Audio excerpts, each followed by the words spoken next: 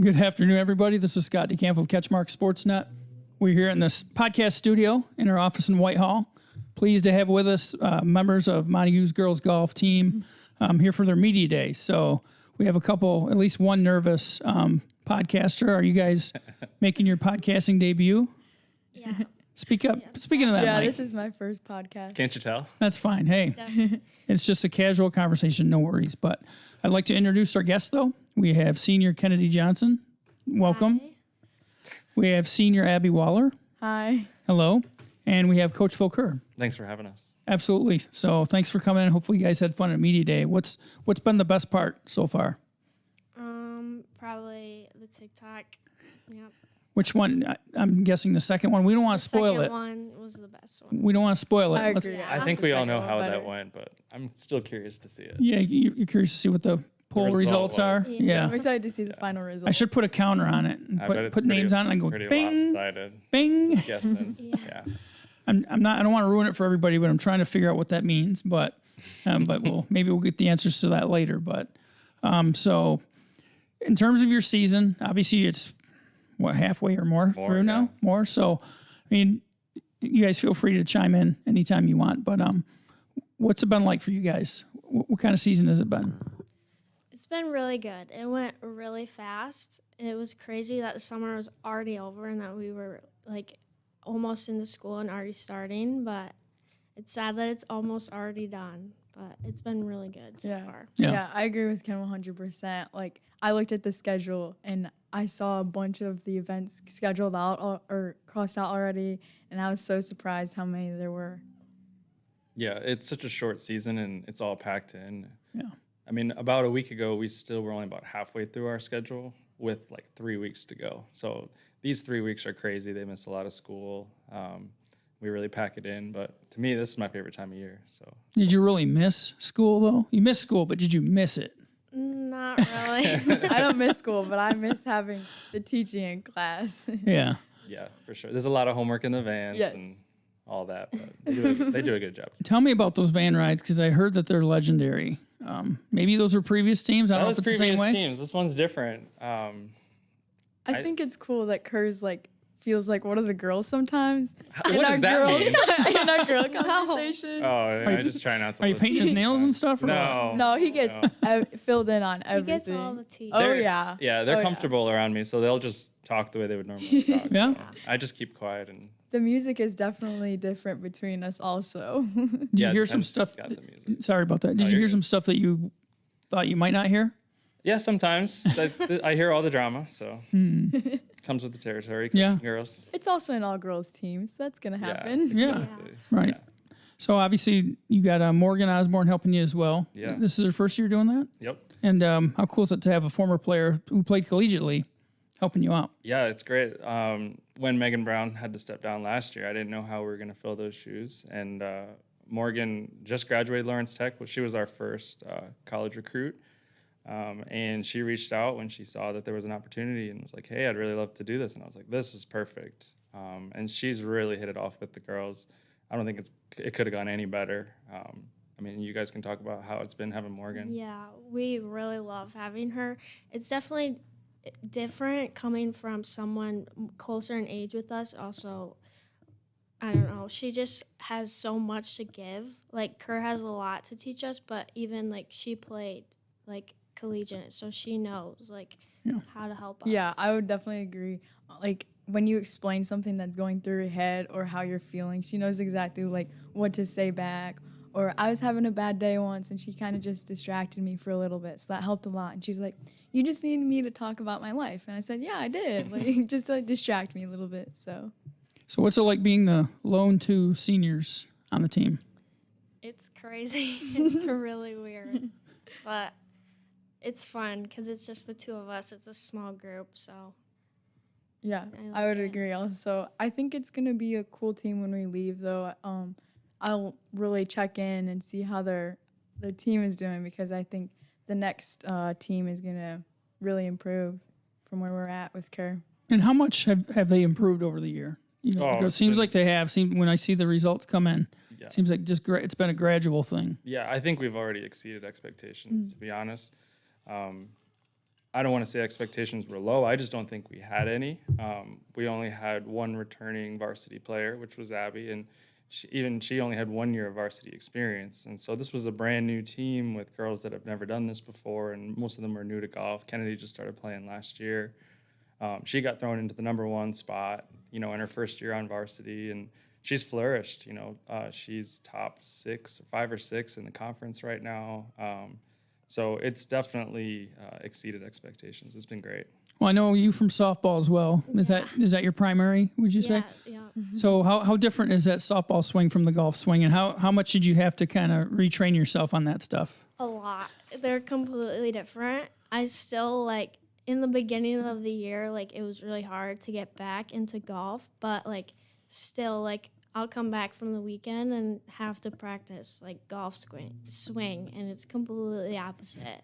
It's so hard. Yeah, I'm always surprised. When she was still in softball, she'd be so hard on herself and be like, "Oh, I'm so bad. My swing is awful." I'm like, "Ken, you're still in softball and you're still making the transition." It's just very different within those two sports.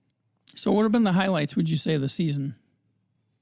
Well, first getting put in the 1 spot, that was really exciting because last year was my first year golfing. It was a lot of pressure. It was really nerve-wracking in the beginning, but it's definitely a challenge that's really fun. But also, we have such a small team, so it's fun being all together, and we all know, we all get along great. So Yeah, same for me. Since we're all pretty close in age, besides maybe Freshie on the team, we all know kind of what we're doing in our classes and get to catch up really well in the van especially. What's your favorite course you've played this year? I can answer the opposite and Yeah. say it's not White Lake. Sorry, Whitehall golf team. Yeah, we have a history of that. My past teams didn't like it playing there. You don't have any insider secrets for them? I mean, you're a member there, right? Try. I tell them I love this course. That's my home. And I'm like, it's not hard. You just got to learn how to play. But it's a very quirky course, and if you don't play it very often, it can beat you up. I heard St. Ives is no joke either. No. Especially if you're walking it, right? Oh, no. Which you have to do in the regional? Yes. That is a brutal regional. But I'm actually looking forward to it. I think it's a great challenge, and I think it really evens out the playing field. On an easier course, I think all the better players are just going to be great like they always are. And this brings in the chance that someone could have a bad day. So it definitely opens up opportunity for teams like us that are kind of in the middle with no real expectations about where we're going to finish, but it brings in the possibility of something crazy could happen because it's a crazy course. So it should be fun. I mean, people obviously around here, and I think in different parts of the state know the history of Montague golf. You won back-to-back state titles it was 2 years ago when you wrapped that second one up. But in terms of coaching, obviously coaching's coaching regardless of what group you have. And I know it's maybe each year's different, but how special is it just to see, obviously, you have your great teams that win state titles and some that maybe don't start out that way, end up that way. But how great is it even for the teams who might not have that high level of success? How enriching is it just to be able to kind of see them improve throughout the year? Yeah, I've enjoyed. I don't like to compare years, but I've enjoyed this year as much as any. Maybe because there hasn't been expectations, so all we've been focused on is enjoying being together, having fun, but then also improving. We take it seriously, and we've been doing that. I mean, we've finished third now the last 2 conference jamborees. I think people are starting to take notice, oh, here comes Montague.